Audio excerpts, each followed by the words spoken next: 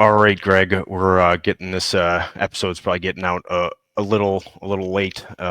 We've been on track, but that was because had a lot going on. So did am now Heck yeah. moved across to the back to the Midwest, but still in a temporary spot for now. But all good, getting back into the swing of things, and then we'll be back on track probably 100% here after the 4th of July. But today, we are talking a little bit about memory and some of the things that affect it and kind of how to look at it, because we look at it sort of a little bit differently. There's some great articles we discuss as well of a little bit of a book, but we talk about it a lot I mean, anything human behavior related, because it's not as great as we think it is. And we talk about memory being faulty, but it's kind of like that's almost like the wrong way to look at it. There's reasons for it that we're gonna get into it, but Exactly.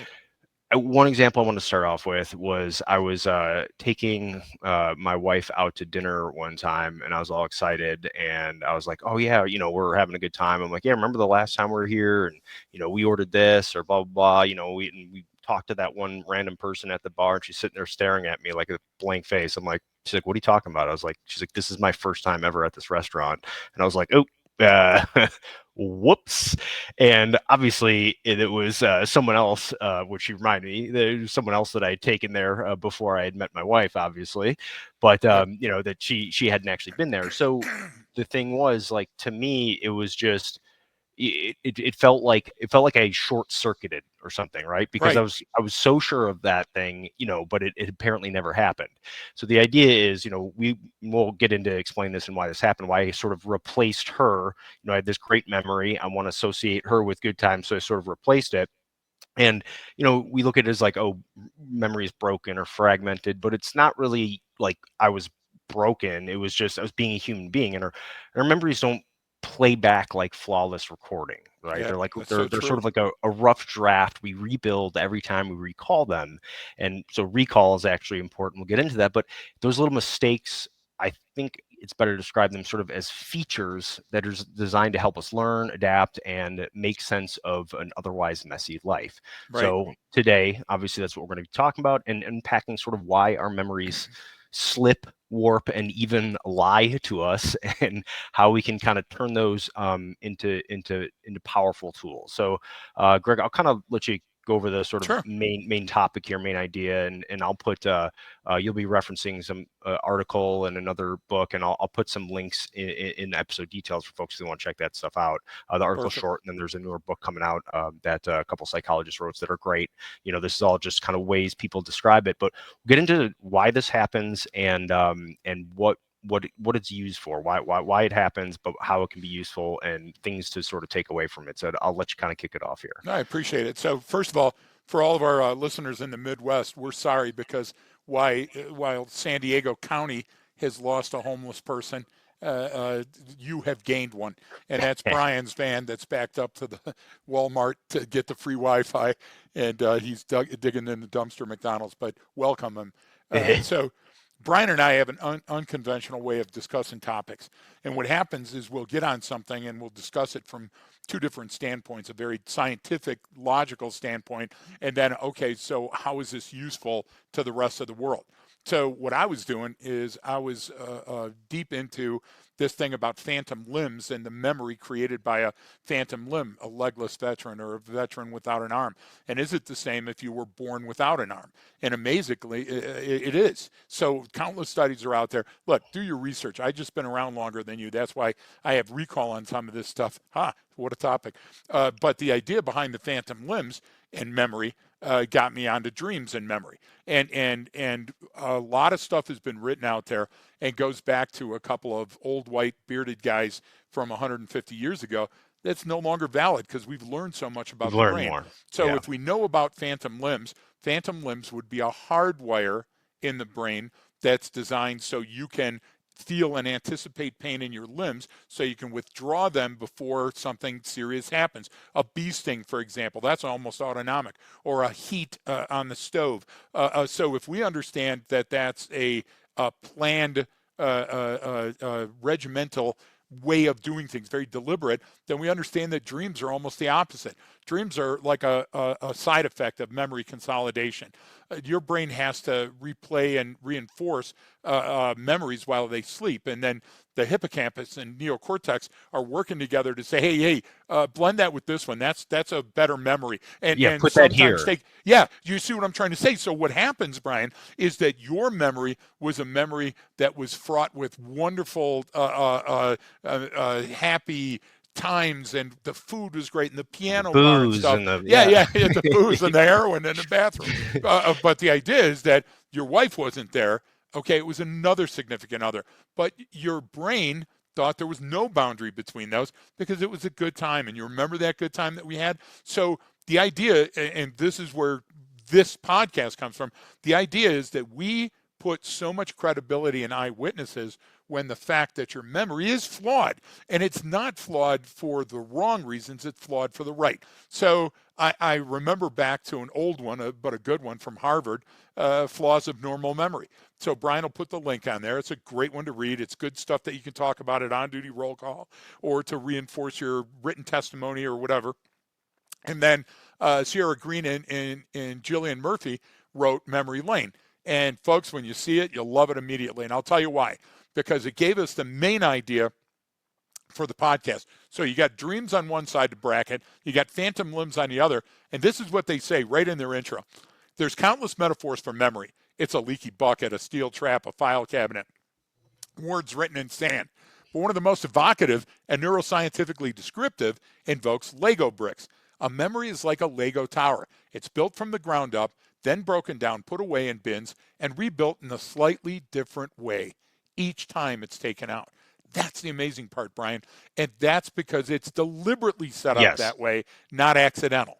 So I love that, yeah, the Lego metaphor, because we've all, played with Legos or have kids that play with Legos, and you could build something, you look at the picture on it, and then it gets packed away, you build something else, but then you also lose some Lego pieces along the way. You know what Yes. I mean? You Yep. doesn't fully there, and then you don't have the right one, so maybe it's not the right color, but it's the right piece, and Exactly. it holds up the structure that you're building, but it's different than what it's technically supposed to be. Yep. So, but the point is, it still works, and so I love the Lego one. I hadn't heard that one before because I like you said, I've heard all the other ones about memory, Yep. but that one's a really really good way because it's immediately shows that it's constructive, Exactly. and it's constructed by little bits and pieces that categorize in way. I mean, and we humans do that for all kinds of different reasons, mostly for Yep. recall and speed, and it doesn't want to, like we always talk about, it's why we have the theory of close enough, right? It just has to be Exactly. cognitively close enough, and your brain jams it in there. The small minute things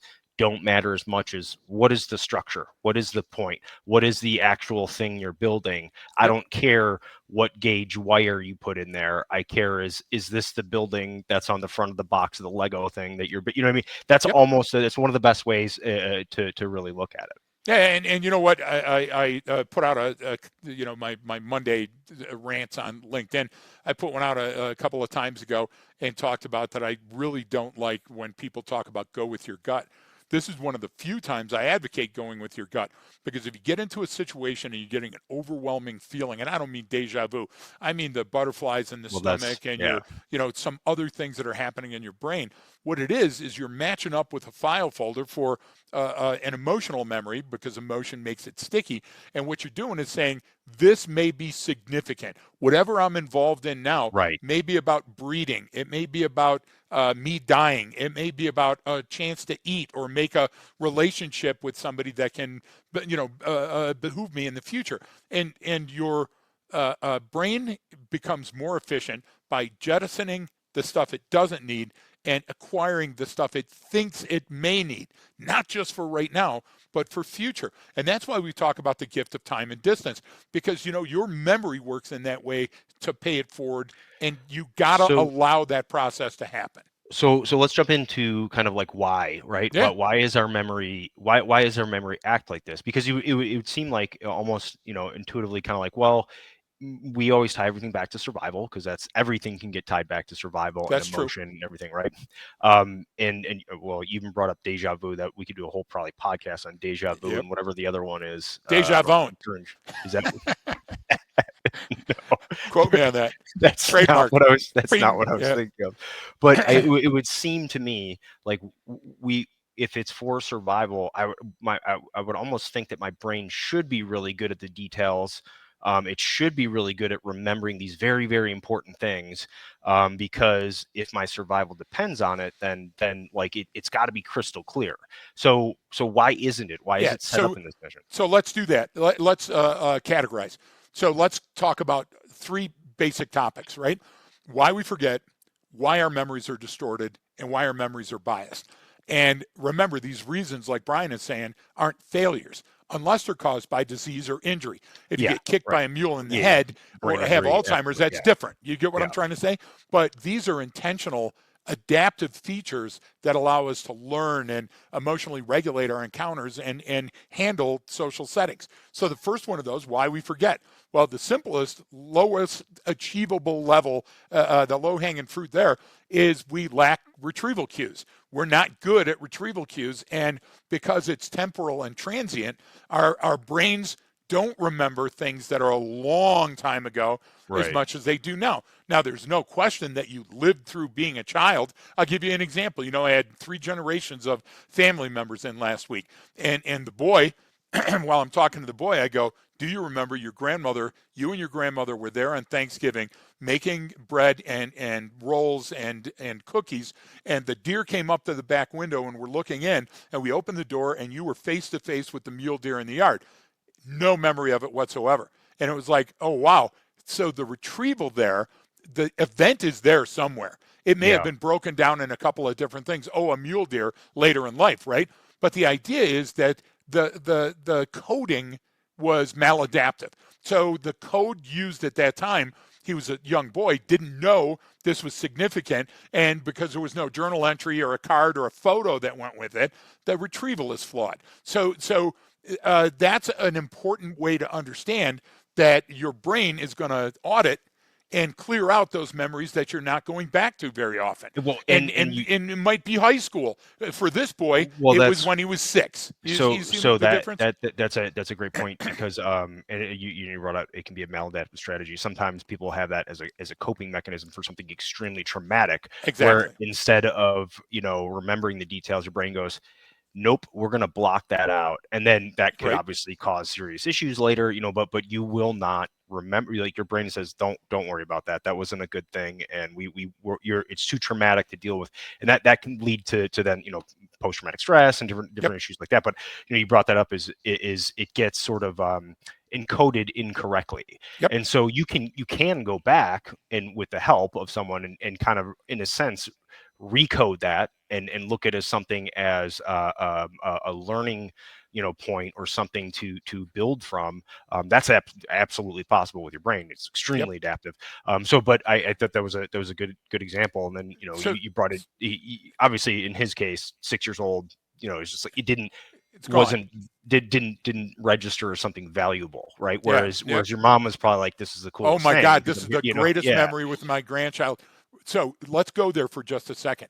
One of the great things about the book that we quoted earlier, and I highly suggest you guys take a look at when it comes out, is that they talk about how about fake news? How about, like the most recent fake news, Brian, sorry about that. Chugging the breakfast this morning, must have got stuck in the craw. Steve McCraw, by the way. The idea is that when you take a look at, there was a parade, there was the Army's 250th birthday, and there was a No Kings demonstration. Depending on where you are on the dial, there was 85 million No Kings people and only 7 people that came to the parade. Every soldier was forced into servitude to go to the parade, and they didn't like it. Or this was wonderful. Look at us, and here's our photos. So what does that do to our memory? Well, just like that 6-year-old, Brian, when I showed him the countertop and the back door, and you were here with Granny and doing it, I was storytelling. So I was creating a new memory based on the old memory that could supplant or support an Yeah. old memory. But the fear is, does it create a new memory that never existed?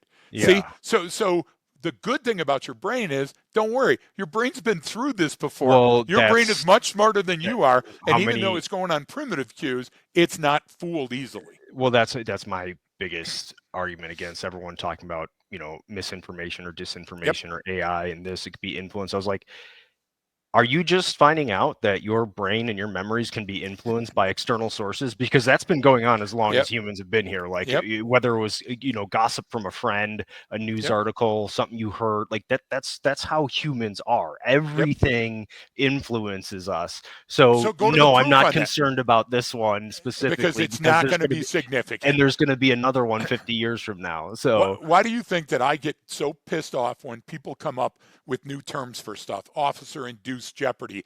Gosh damn. What's the other one? The something syndrome, the imposter oh syndrome, and yeah. stuff. Look, Well, that's at the very that beginning of that this one I think is a podcast, lot of people just doing a humble brag and trying to yeah, but what the problem with that is, Brian, is that if you go back to the very beginning of this podcast, if you're still listening, thank you for enduring me.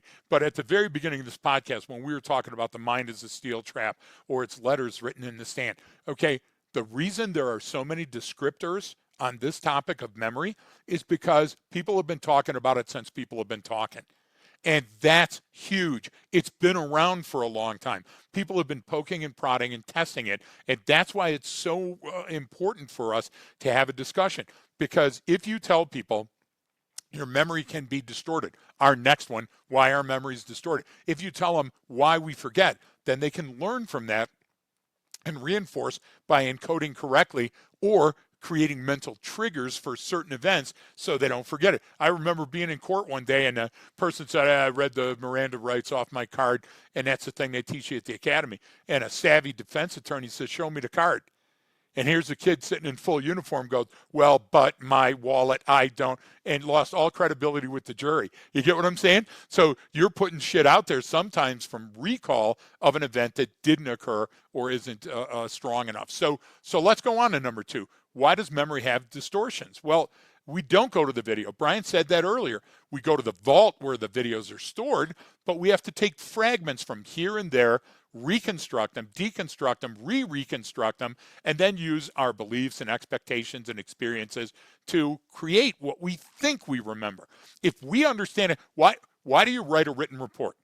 Not only yeah. so does Good. the defense attorney use it to impeach your testimony, but you write it so you can recall. Is your Yeah. memory better today when you're testifying 2 years after, or when you wrote this report, officer? Brian, these are the things. Look, at the academy, we're flipping tires and shooting steel. Yeah, that's all good stuff. But these are the type of topics that people need to understand because they're going to hang with you your entire life. You and I have both suffered from memory distortions. So I got ADD like an MFer.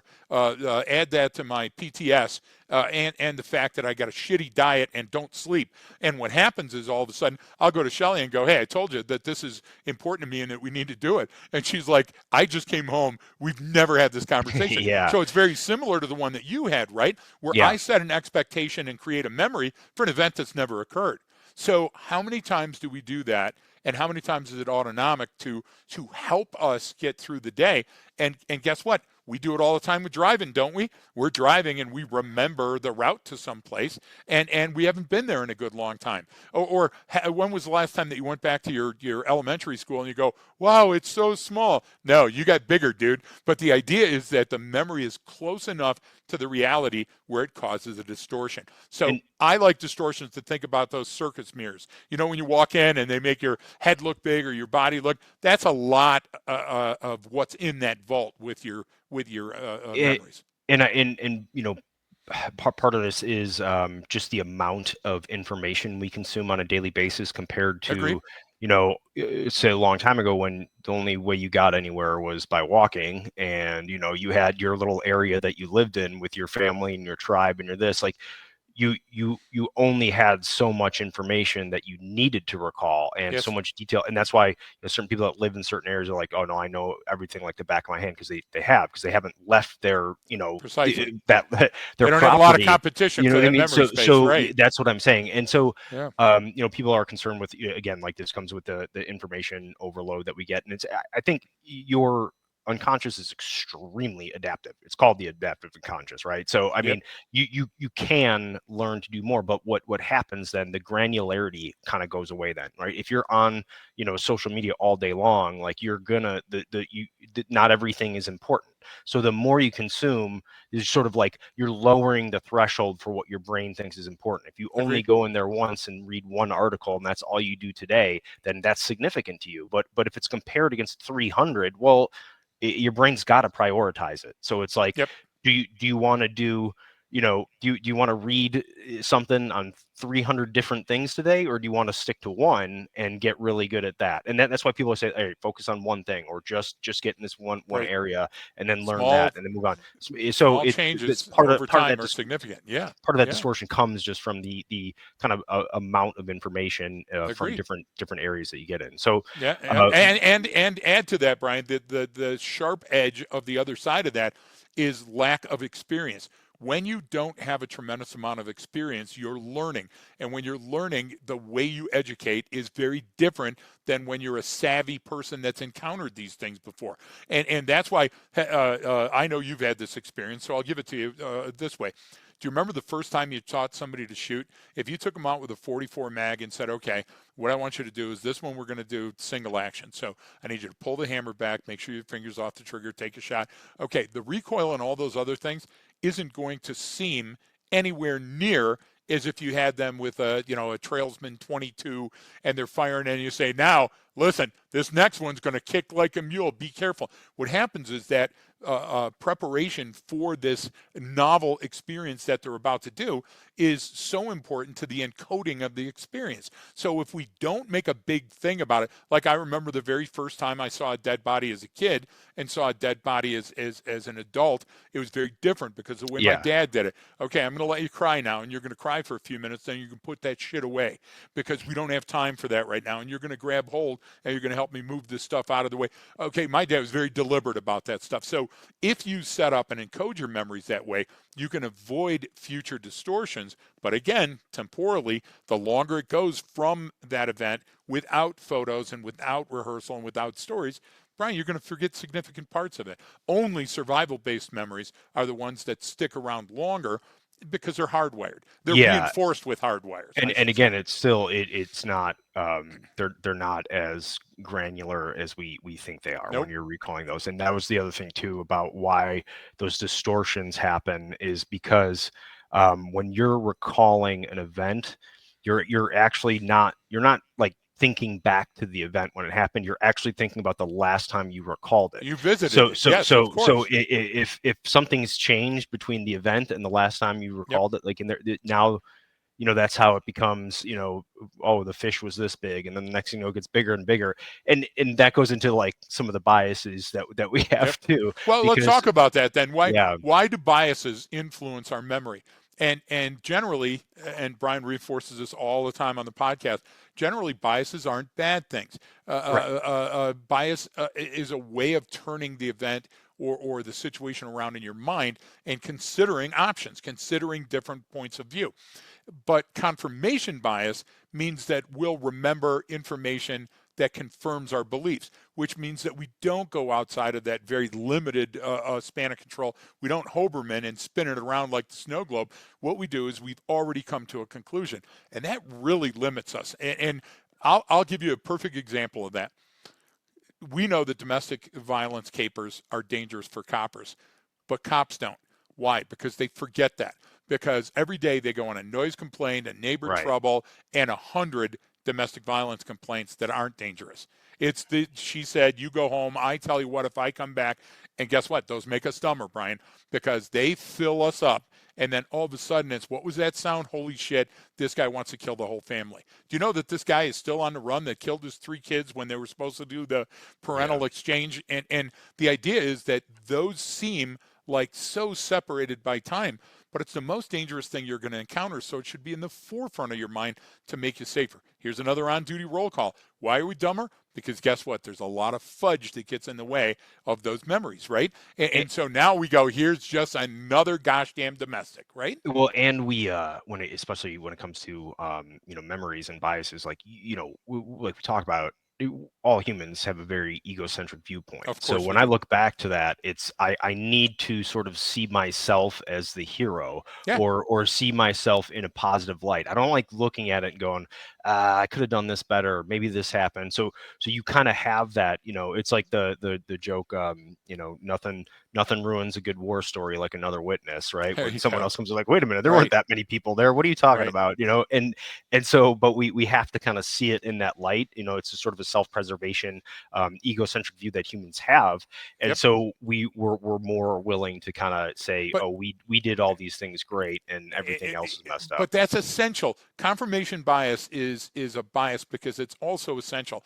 For example, if you didn't have a modicum of confirmation bias, then you couldn't read a book and be immersed in the story because you wouldn't understand that that could be you. Boy, these things could happen to me. That's why reading a horror story is much better than watching a horror film. By the way, 28 years later comes out Thursday. I'm gone. You know me. I love my zombie flicks. But Brian, when I read a Stephen King, let's say, I have to be able to look and become part of the story, even if it's science fiction, even if it's futuristic, something I'll never encounter with the little green men. I have to see myself there. And the confirmation bias allows me to do that. I'm so egocentric. What can I learn from this event? What is happening in this story that might happen to me one day? And your brain in the background is going, go on, go on. We're doing the Peter Griffin. No, Lois, I didn't look. I kept my finger on the page just in case. Those are the reason that we have distortions, but also they're deliberately intended so our Yeah, brain learns from previous experience. If not, everything would be nuanced, Brian. Everything would be novel, and that's no good. That's the Groundhog Day is much better than going into a situation and being that idiot played in the Adam Sandler movie. Hi, I'm John. Yeah, I know, John. The guy that keeps coming back and repeating the same line all the time because he forgets everything. So biases aren't generally bad, but you have to understand that the more confirmed you are in a bias, the less it's going to allow you wiggle room to consider other options. And that's why we end up saying, hey, fuck this guy. He's going to jail. Hey, I'll tell you what, next time I come back, you're going to jail. Brian, those deliberate and definitive answers aren't negotiations. And they're certainly not de-escalation. You get what I mean? So, yeah, so if I want to learn how to do that, I have to go through my own story. Your buddy Chip Huth and Arbinger, they're really good on that because what they yeah, say is, hey, you can change your story, and I love that, and yeah, you truly can, right? yeah. But you have to be cognizant of the It, fact that you have a story. it's well, you even just brought up, even reading the book. So let's say a book comes out, it's popular, and then they'll make a movie about it, right? Yep, And a lot of people who read that book and then go see the movie, they don't like the movie, and they go because it's exactly. it's it's different than the movie that played out in their head, right? So Yep, like you said, they're reading it like you're now engaged in that. You're part of the story. You're playing a role. yep, You're kind of immersed in it, and so when it's projected on screen by someone else's vision of it, well, yep. that's not your vision of what happened. So you're kind of like there's that disconnect. Ew, So yeah, you're yeah, exactly right. it's incongruent with what you expected to happen. So you're kind of like, I don't know if I like the movie version was terrible. It's like, well, So it imagine also was that really because you're popular. going to get this. You're going to get this from your daughter. The How to Train Your Dragon came out now, and it's live action characters. It's identical to the previous one, but much less animation, but the same amount of CGI. So there's an argument online So about wait, the girl's hair. there's real dragons in it then if it's Yes, live action. well, there There's always real. has been real dragons. It's the Oh, I kids didn't that know are fake, fake Viking kids. There's no such thing.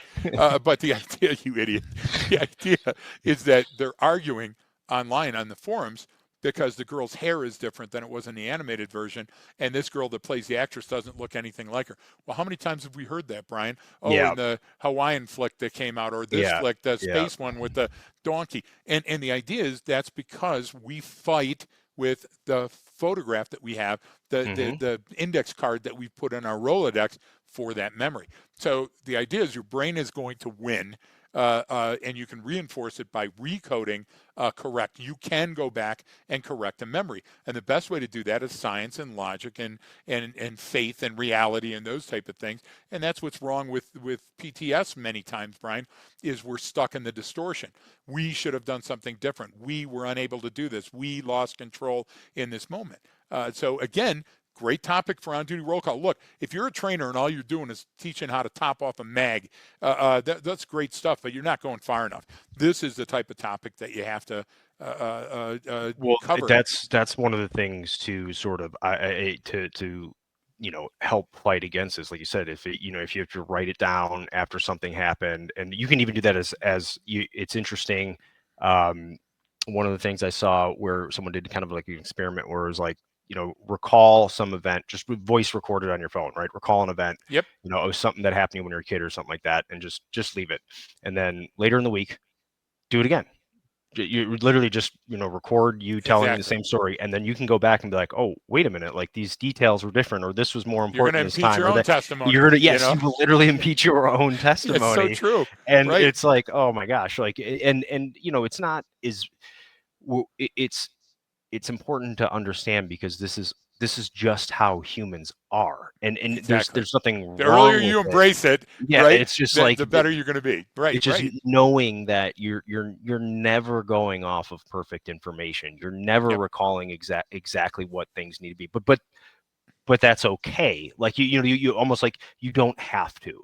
What are Right. the major parts in here that we need to focus on? What was it's like we said with the puzzle piece or the Lego. Like what's the photo on the front of the box that you're trying to reconstruct? Like Yep. that's get it close enough, and So that's somebody will all that's amazingly ever been. know exactly. It's, hey, it's the Eiffel Tower. It's not two cats playing with a ball of yarn. And is that significant? Yeah, that makes you faster. That makes you more cunning, more ruthless. That gets you ahead of potential competition. And in some instances, depending on your job, competition might be danger. It might be somebody that's trying to kill you, not somebody that's trying to win a contract. And that's important. So, and that leads us to what we're talking about here can also be people use the term selective.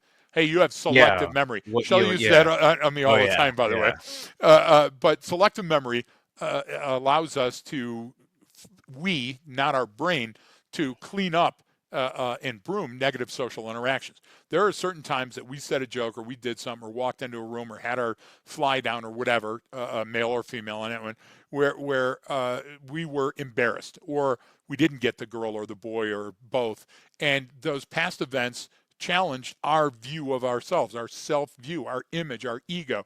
And so selective memory allows us to skip over the ones that we don't want and avoid them. Now, our brain is saying, be cognizant of these because you effed it up last time. But we're saying, yeah, but we don't want to go there because it embarrassed me so much. So selective memory allows us to emotionally regulate. And you mentioned this earlier, by forgetting those traumatic experiences or reconstructing them in a better, less negative light. So that's a cure, a positive cure for PTS in many people, is saying, take me through that incident, but this time you're in charge. What would you have done differently? How can we reconstruct that? And you got to remember that your brain is trying to make us look. Why is scar tissue so much stronger than regular tissue? Yeah. Because the reconstruction helps us heal and cope with it, but it also pays it forward. Hey, remember how you got that? Remember how bad that hurt? Remember that tingling sensation? Those type of things, Brian. Listen, why is, let's say you have a burn on your arm, or you got bit, or like me, I got poison ivy late in life. The reason that it's so sensitive to touch after that is to remind you it's there so it has time to heal. That's ingenious. What Yeah. factory machine does that? The earliest machines coming off the assembly line had a self-oiler. Do you understand how that changed the industry, Brian? Instead of the kid coming up with the mop, the Egyptian, logs with the pyramids and the stone. So the idea is that our brain is a wonderful, amazing tool. But selective memory is when we reach in to try to change things either accidentally or deliberately. And we have to be cognizant of the fact that when we do that, the outcomes change.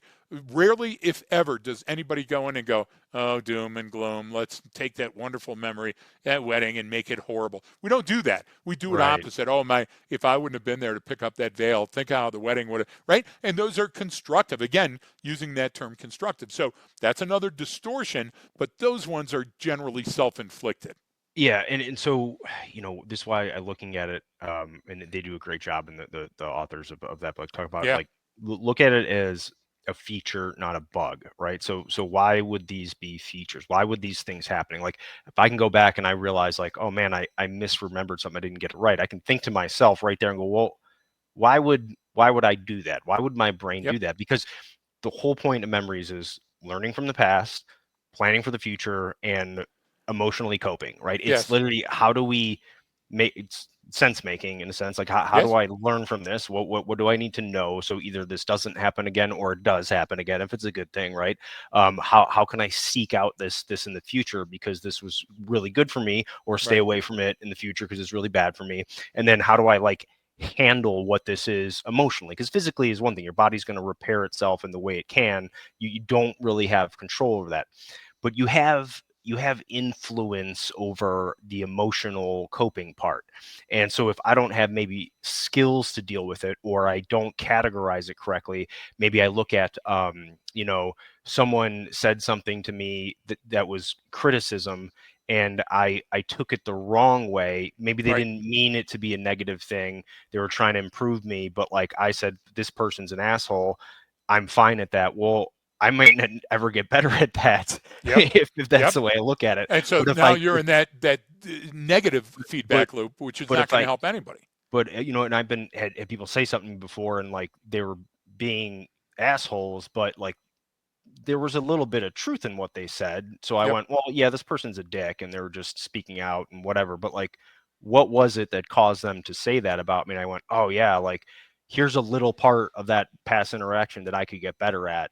Yep. Even though that feedback was not constructive, not meant to be constructive, you can Exactly. still take it that way versus just putting sort of the wall up and saying, oh, well, I'll never do that again. Or, you know what, that didn't mean anything because that person's an idiot. It's Right. like I always tell people it's like when you get that feedback, like everyone's always surveys and this, and like if you're filling out a personal feedback about your thoughts and feelings on something, like it's kind of like meh, it might be important, Yeah. maybe there's some value in there, but just taking a survey about self-reporting different especially when it comes to behaviors or What do thoughts or you feelings, think like about you? yeah, it's like it's not the best gauge because one, you're going to think you're better at things Yep. that you aren't, and two, you're also going to bash yourself over things that you might not really be that bad at, you just feel Yep. like you are. So there's this big gap there.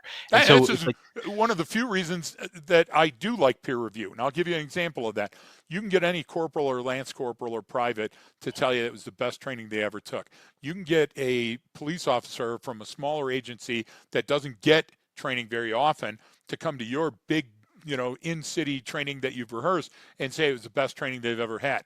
But when you get your doctors or your peers or the people that are industry leaders and they come and go, "Holy crap, that was great." That's when you need to start listening. So if you challenge your recall in that same way, you yeah. could recode for best recall. Does that make sense? Well, and it's not what your thoughts and feelings are about it, because that can obviously be heavily influenced by Uh, so many different factors. yep, It's like sort of what were your behaviors after, what changed after, exactly. what were the outcomes that were different later on? Because I've seen that before where people were like, well, yeah, and I saw that at a training course where someone was like, well, yeah, it's kind of average or whatever. I didn't really learn a whole lot, or it's basic or it's this. And then they went out and they got put into a situation that they had just learned about in training and did Yes, exactly what they were supposed to do and knocked it out of the park. And they just thought that they just knew how to do that. It was like, of dude, you course. didn't know that two Exactly. days 5 minutes ago. ago. Right, right. but we do that as human beings. Like, I But love that's that. a Like, that's a coping mechanism, Brian. And it so the is. idea is that this goes back to the authors again and why both of us like the book. The idea is that they're saying, look, these aren't maladaptive strategies. These are hardwired, and many times they're deliberately vague to allow you to learn and recall things wrong so you can fix them, and that's part of the learning process. So you don't want to injure yourself so severely that you can't, come back from it.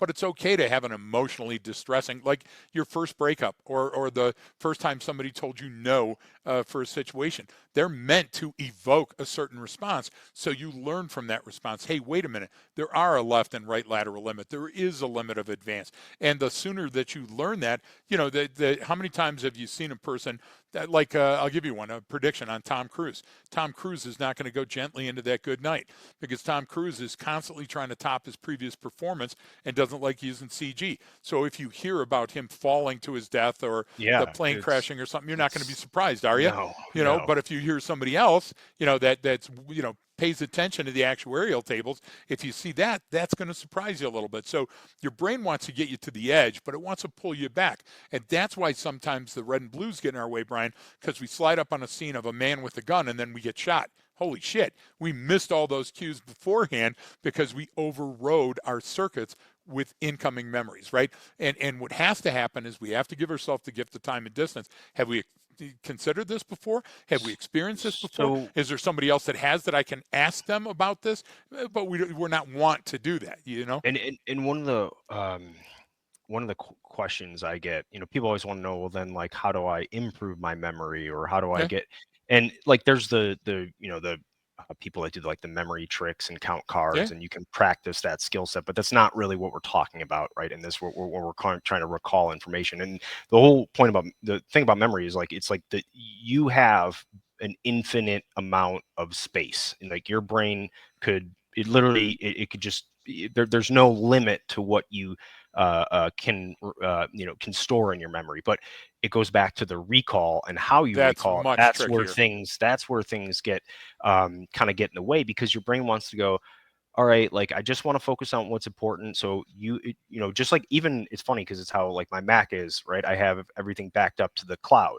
So if I don't open up a folder for a few months, it's no longer physically on my hard drive. It's stored in the Exactly. cloud. It boots it up there, and then it has to download it and allow me to open it. Well, it's just like your brain. It does the I same wonder where exact they thing. got that It's, idea. I know, right? It's like, it just throw it back there. We don't need this. And so people always say, well, then how do I work on my recall?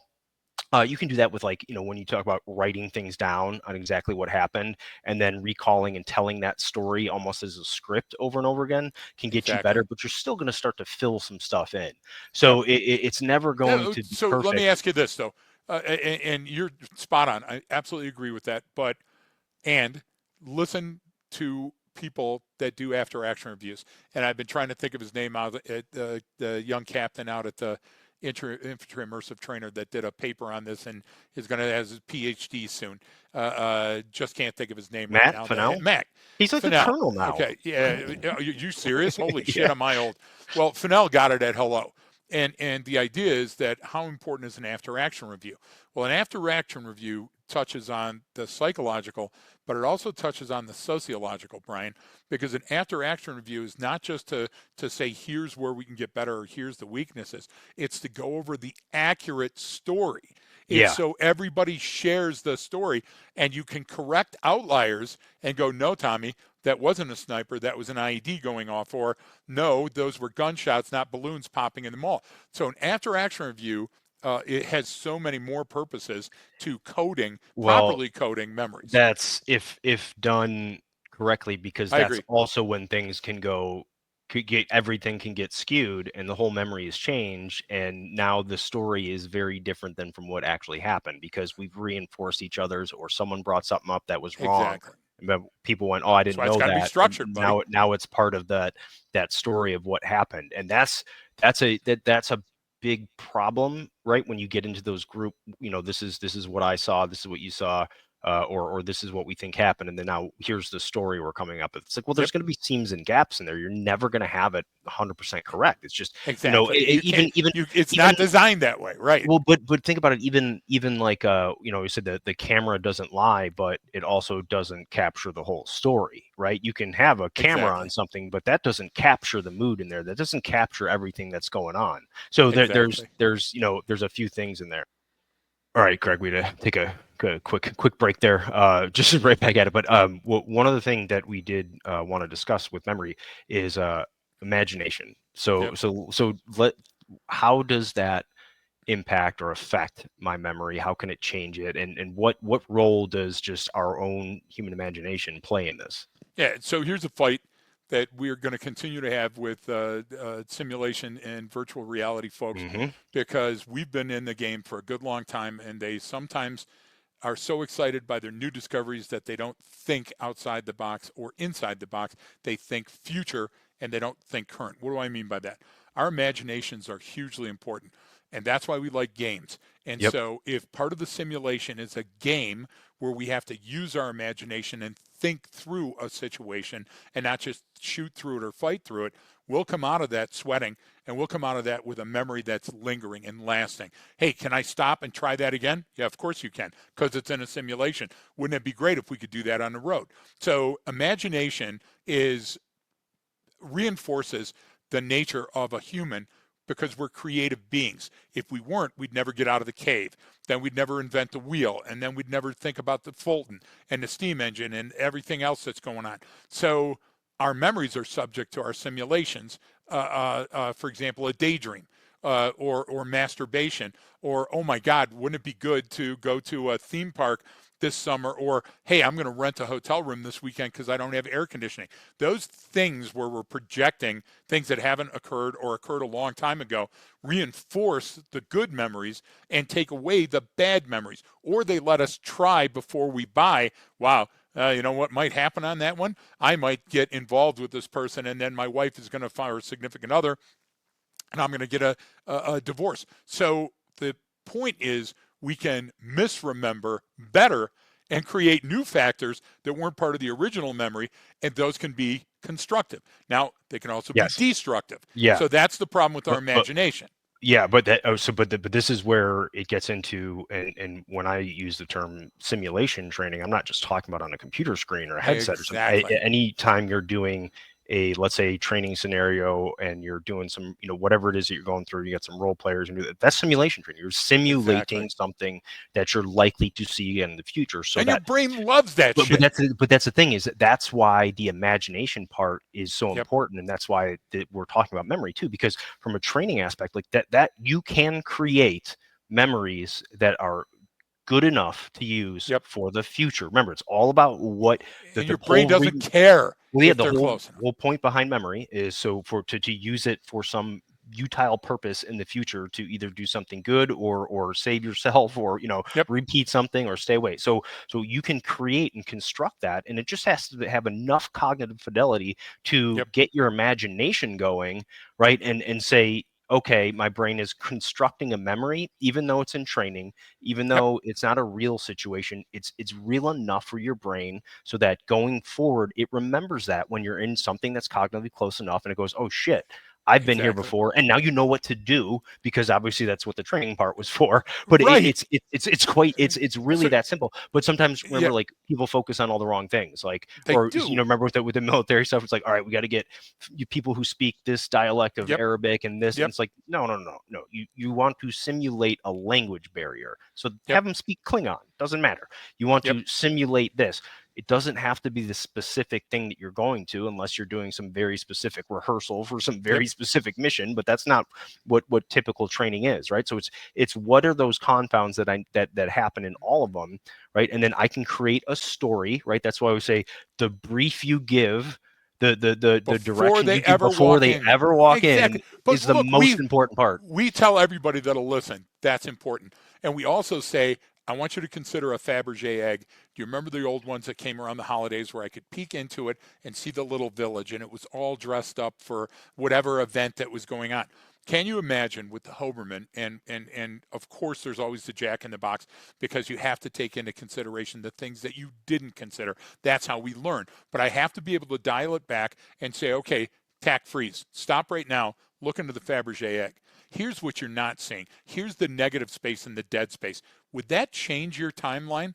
Would that influence how you're going to pick cover with these things? Now, look, your brain's already doing that, but reinforcing it by stopping and starting training and starting with a coach outside, and have our mentor go, stop. Do you want to try that again? Do you want to do those things? Are so constructive because that's how your brain works already. So what's happening is we're looking for an fMRI and getting a difference in the ganglia and do that, all that. Yeah, it's all wonderful stuff. But look, you can recall the critical incidents.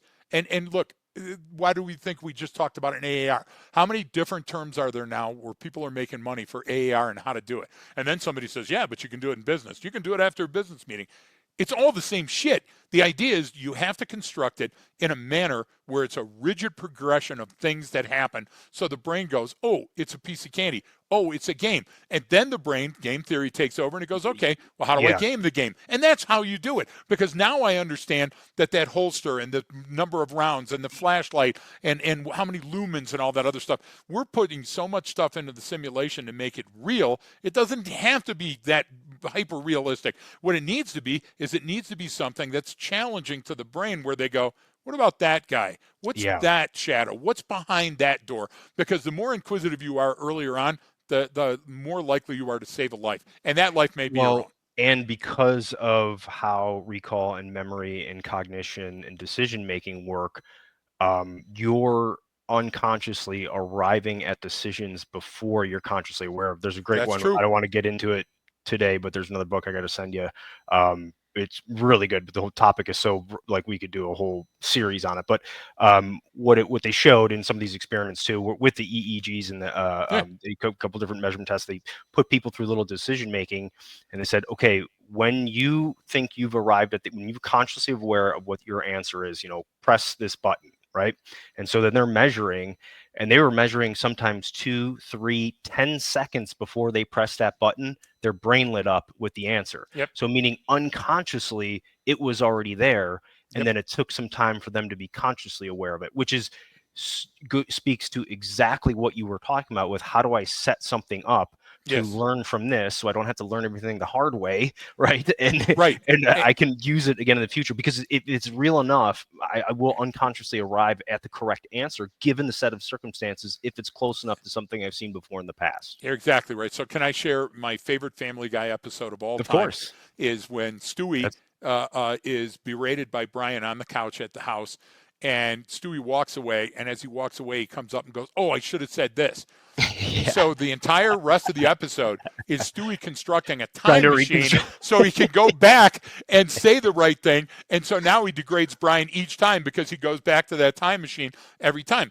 That's what a simulator is. That's what virtual Yeah. reality is. So you can go, holy shit, you know what would have worked better? If I would have gone to the left and this. And so if Yeah. you And have you a get to play it machine, out. You get to see it. exactly, where you can play that out and then you can discuss it with another. Brian, if you can't discuss it in real time and make corrections in real time, then it's worthless. You're going to go, yeah, but I increased my shot spray time to reload, whatever. All of these fucking things that you think are important might be important to your company in the game now, but are they really? Are they really changing how a human being thinks about the process? So true left of bang thinking means that we have to consider all of those aspects before we get into the Yeah, because situation and then be far enough away to see them implemented. because you're making decisions faster. You're not waiting You for that are. thing and then going, Exactly. oh, this is what I need to do. It's like, Now oh, I have to react to this. Now I have to react to that. So if you create a game where the person can outthink it and call their own tack freeze and go, I feel that this is going to go sideways, and no matter what interventions I use, this guy's about to attack me, and I'm going to have to use lethal force, then you should be able to win. And then they should give you a lawn chair, and you can sit down and watch it play out. watch it play Yeah, out. because Right. that's as important to Yeah, your brain it is. as ever It is. pulling the trigger. And right now, you know the old gosh damn culprits that are against us on this. They're sitting there going, "No, it's not true." Well, it's backed up by science, and Yeah, there's more tests on my side than on your side. You know, yeah, that so this but you see, Brian, it might not be as much fun as standing on a skid and using a Vulcan to spray a crowd. They were innocent. It was an innocent protest. What is that movie with Schwarzenegger? The oh yeah, not Total Recall. The with Terminator. Richard Dawson, where he Oh, goes back through the Running Man. It's oh, a old Stephen King book. In the Running Man, you'll see the part of the movie I'm talking about. Jesus, I'm old. But the idea, Brian, is I would say to you, use your game to create selective memory, to imprint selective memory, and create a module where you can go, hey, listen, last time I was in this situation it went easy, but here are considerations I'm making now that don't make sense, because in that turbidity, Brian, in that incongruent signal hides the danger. So you should have enough of those early on where the person can say, that lock's too new for that door. That license plate is clean, but the rest of the car is filthy.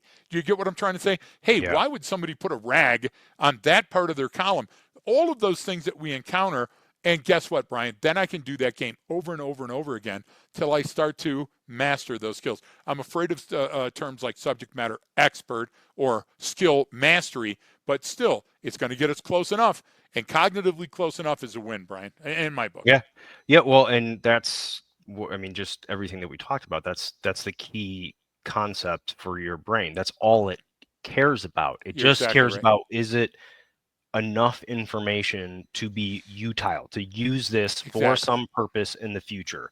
I don't give a shit about the little details of what maybe it was Yep. a black shirt, not a white shirt. It was a Yep. red hat, not a.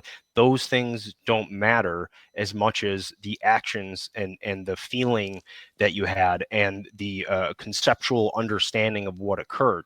That's your brain saying this is. Now the problem is we don't consciously choose what those things are. Our brain chooses for us, so those inputs might be sort of incorrect. Does that make sense? Meaning, Right, but we it's just can get more in tune. We can yes. be more synchronous.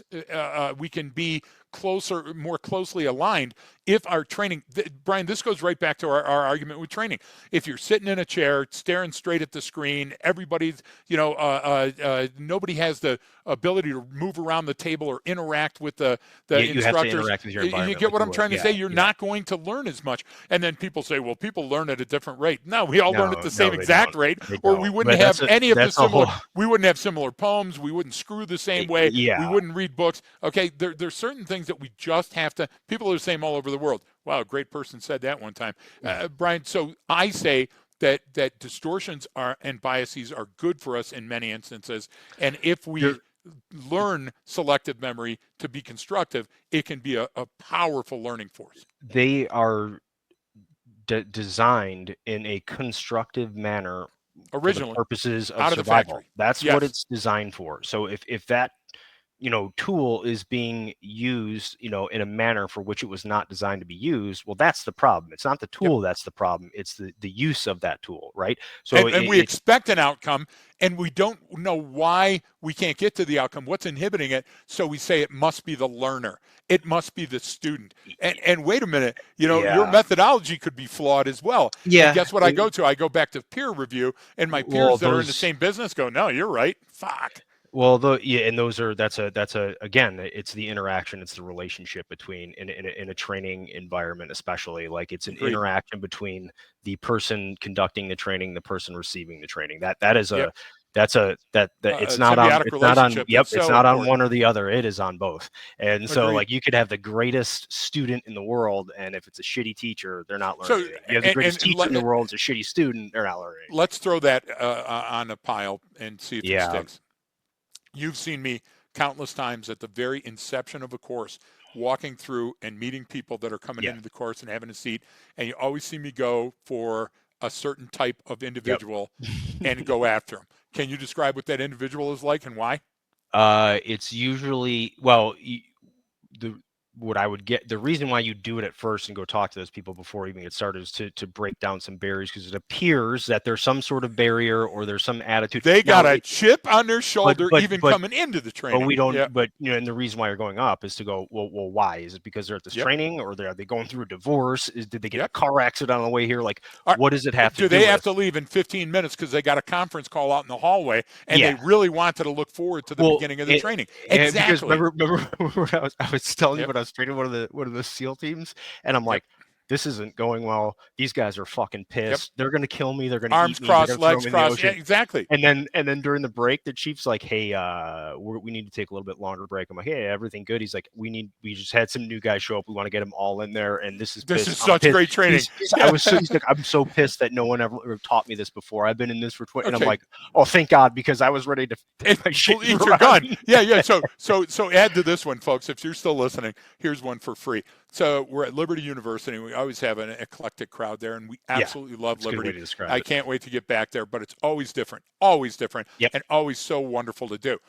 So on this day, it's just pouring rain outside, and so Brian, I have to run to the car. The doors are locked. We finally get somebody to open the door. We get to the room, and there's a problem with the electric in the room, but the room is half full already, and it's 10 Oh, minutes before we get there. And yeah. so that's a full 45 minutes before any time. And we're like, wow, these people must really love us. And we look, and it's the worst crew of people. A Yeah. woman with a poodle, Yeah. two We're like, guys that what are is in their going on 80s, here? one Yeah. person in a walker. It's not our normal set, right?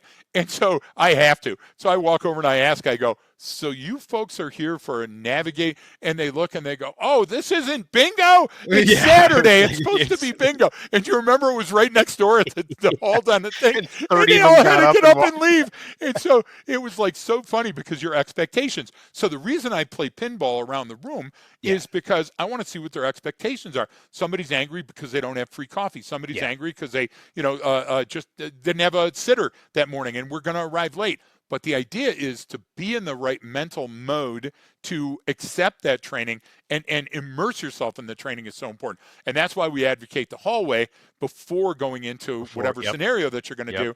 And then a brief explanation and a trial period. Hey, if you want to yell or run or do a push up, let's do it out here before we get in there. And then when you're in there, at any time, if you want to look at me and stop and go, hey, wait a minute, this is so novel. I need help. That's okay to do because I'd rather you do, the old bleed on the mat, Brian. I'd rather you Yeah. Of bleed on the course. mat than bleed on the street. Yeah. All right. Well, that was a lot about memories, but Yeah, hopefully, kind of people got our perspective on it and how to look at it, understand it that this is something that's inherently flawed, but that's okay. Like it's not. by design. It's designed that way. So if we understand that, and focus on kind of those details and recall and writing things down, like you can get better at it, and like you kind of brought up in even in the training space too. But we can sort of prime ourselves to what's important. I'm going into this situation, whatever that is. Yep, What are some things that I'm going to need to know and need to remember and need to recall? Because then you will autonomically, without even realizing it, start to focus on those things. So if it's bad, like we see that's why we bash those things like, oh, a pre-attack indicator. Okay, well, great. If you see that, then you're going to yes. think you're under attack, even when you're not. So And, maybe and don't the call it that. outcomes are going to be significantly Yeah, different.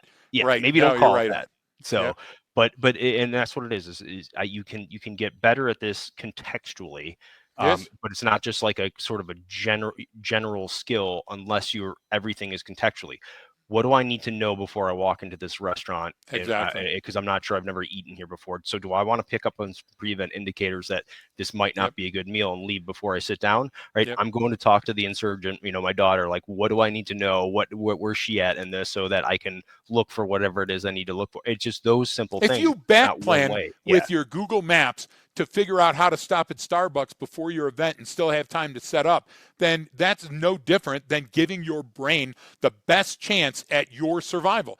If you understand how the system works, if you understand the rigid rules and the ones that aren't so rigid, you're going to be better at understanding the signals that your brain is trying to tell you. So that needs to be a function of your training. No matter if it's self-defense or edge weapons or impact weapons or driving, you have to integrate it into your current training regimen. And look, if you've got time for an on-duty roll call, you got time to talk. Look, Brian, today in just an hour, we talked all over memories. We talked a little bit about virtual reality. We talked about dreams. We talked about phantom limbs and unconventional approaches to training. And so you can do it, folks. You just have to set your sights on this is scientifically valid and it will change my bottom line. Is the juice worth the squeeze? Yeah. Well, we covered a lot, Yeah. and there's always more on the Patreon. I always do like an Yes. episode recap and some of the takeaways for our folks on there. So if you're trying to take notes or thought that was something good, I usually give the breakdown for everyone when Yeah, the episode please. comes out. So always hit us up on there, and we do appreciate our Patreon members who are on there giving us great suggestions. So thanks everyone for tuning in. If you enjoyed it, please remember to share it with a friend. Give us a thumbs up, all that good stuff. It really helps out a lot, helps get the message out there. Send it to someone who you might be interested in. And thanks so much. And don't forget, training changes behavior.